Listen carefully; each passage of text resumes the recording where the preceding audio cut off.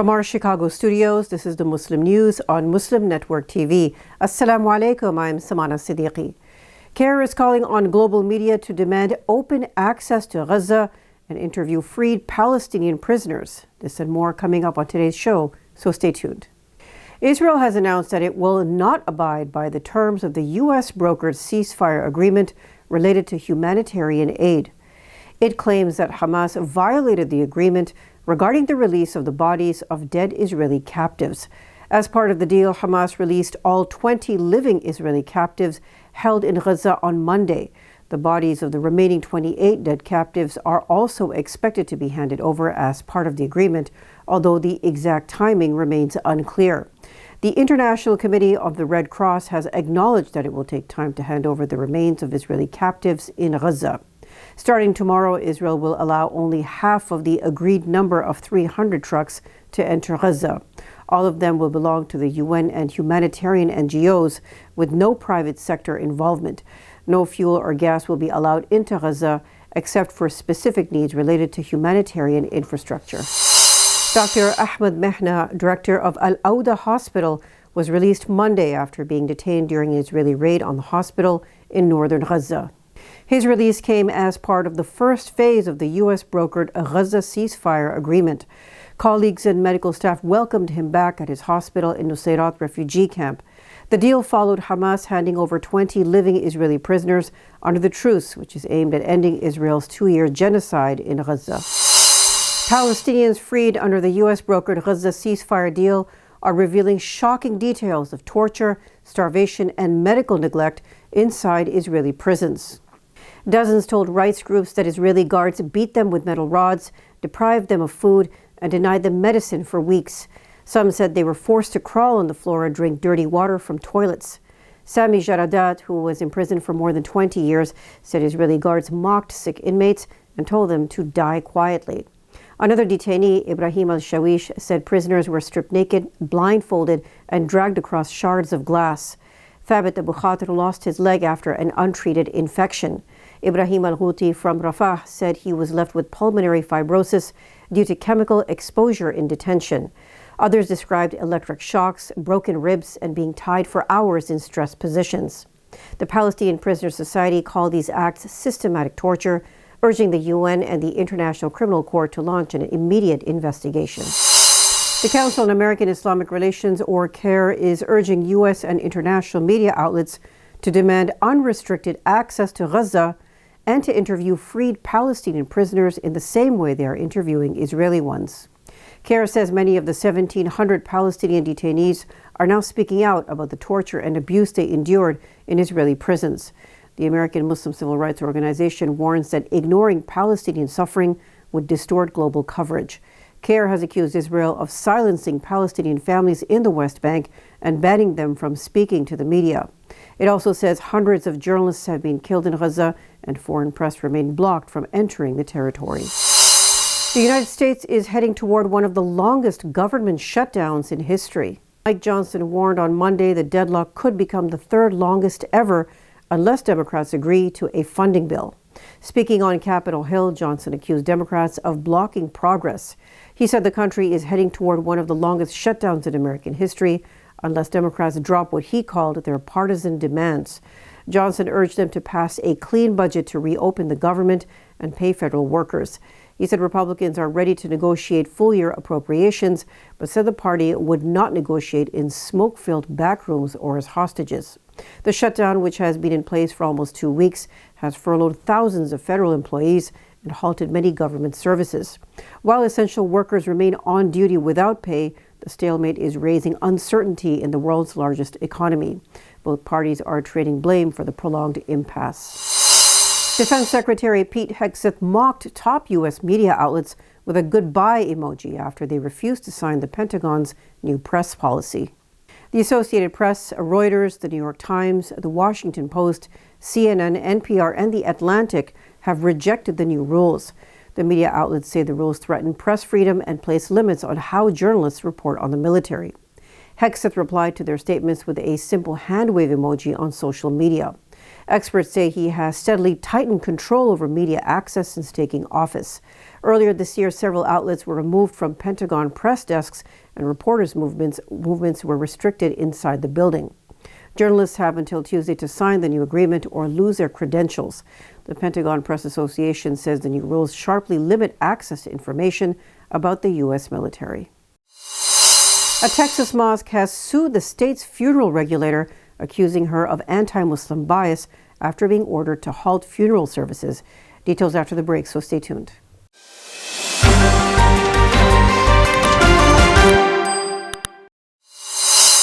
Videos on social media are fueling concern over increasingly aggressive actions by agents of U.S. Immigration and Customs Enforcement, or ICE. One clip from Maryland shows two ICE officers pinning a man as one drops his gun, then points it toward bystanders. Another video from Illinois shows a pastor shot in the head with a pepper ball outside an ICE facility.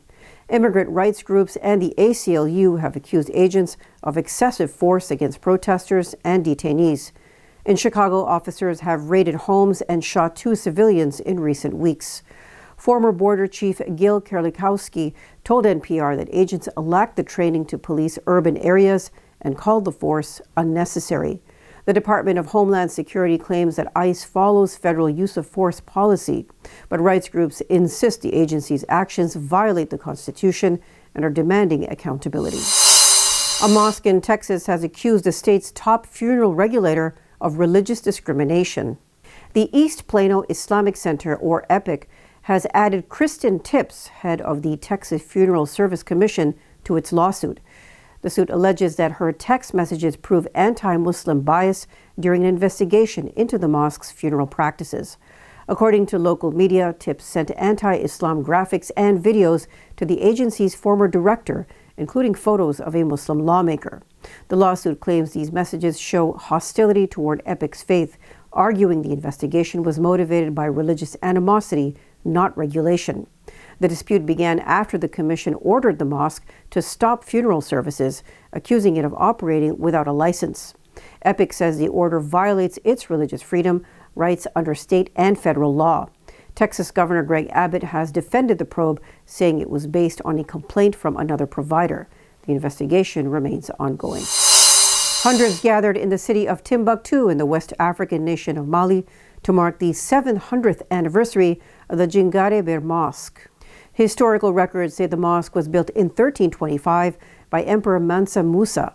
The city, once a major center of Islamic learning and trade on the edge of the Sahara Desert, came together for its annual replastering ritual. It involves using banko, a sun-dried earth material that preserves the mosque's strength. The Djingare Ber Mosque, one of Africa's oldest earthen structures, earned UNESCO World Heritage status in 1989.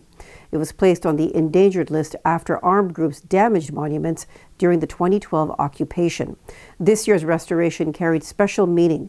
Local masons, led by Bilal Mahamane Traore, called it a tribute to the mosque's durability and the people's faith. Regional Council President Isaka Nazum said the event united all generations.